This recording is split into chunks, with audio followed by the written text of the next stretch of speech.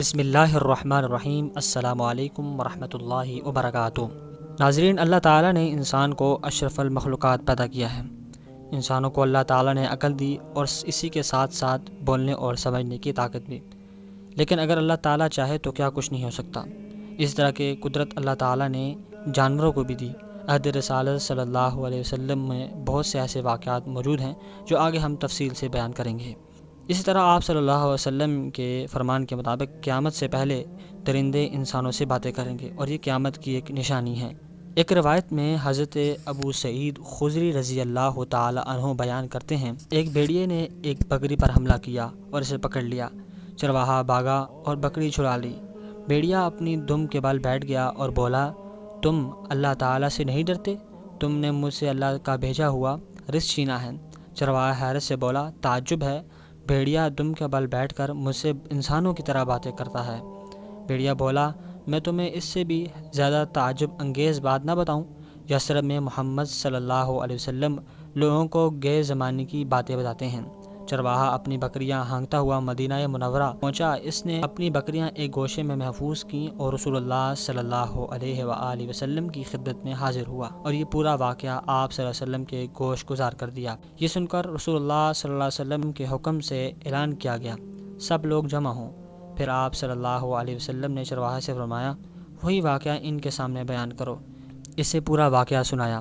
رسول اللہ صلی اللہ علیہ وسلم نے فرمایا، اس نے بالکل سچ کہا، قسم اس ذات کی جس کے ہاتھ میں محمد صلی اللہ علیہ وسلم کی جان ہے، قیامت سے قبل ایسا ضرور ہوگا کہ درندے انسانوں سے باتیں کریں گے۔ پھر آپ صلی اللہ علیہ وسلم نے فرمایا، انسان کے اپنے کوڑے کا پھندا اور جوتے کا تسمہ اس سے باتیں کریں گے، اور اس کی ران اسے بتائے گی کہ اس کے گھر والے اس کی عدم موجودگی میں کیا کرتے تھے۔ حضرت ابو ہریرہ رضی اللہ تعالیٰ عنہ کی ایک روایت میں، جب بھیڑیے نے بکریوں کے چرواہے سے باتیں کرنا شروع کی تو چرواہا بولا، اللہ کی قسم، آج سے پہلے میں نے کبھی نہیں دیکھا بھیڑیا باتیں کرتا ہو۔ بھیڑیا کہنے لگا، اس سے زیادہ تعجب انگیز بات یہ ہے، مدینہ میں ایک آدمی تمہیں اگلی پچھلی باتیں بتاتا ہے۔ چرواہا یہودی تھا، وہ نبی کریم صلی اللہ علیہ وسلم کے پاس حاضر ہوا اور سارا واقعہ آپ صلی اللہ علیہ وسلم کے گوش گزار کیا۔ نبی کریم صلی اللہ علیہ وسلم نے اس کی تصدیق کی اور وہ مسلمان ہو گیا۔ حضرت ابو سعید خدری رضی اللہ تعالیٰ عنہ اور انس رضی اللہ تعالیٰ عنہ سے روایت ہے، ہم رسول اللہ صلی اللہ علیہ وسلم کے ساتھ مدینہ منورہ کی کسی گلی میں جا رہے تھے۔ ایک خیمے کے پاس سے گزرے۔ خیمے کے ساتھ ایک ہرن بندھی ہوئی تھی۔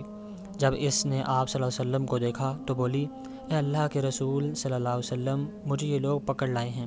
جنگل میں میرے 2 بچے ہیں، میرے تھنوں میں دودھ جم چکا ہے، اب یہ مجھے ذبح بھی نہیں کرتے کہ میری سوزش قلب ختم ہو، نہ مجھے چھوڑتے ہیں کہ واپس جنگل میں اپنے بچوں کے پاس چلی جاؤں۔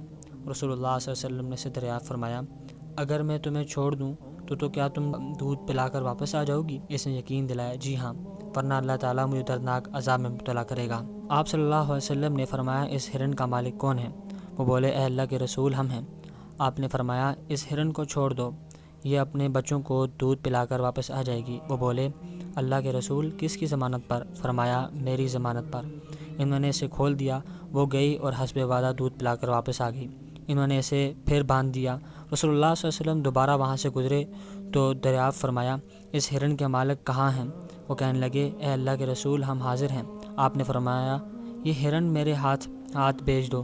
وہ کہنے لگے، اے اللہ کے رسول، یہ آپ کے لیے ہے۔ آپ نے فرمایا، اسے کھول دو۔ انہوں نے چھوڑ دیا۔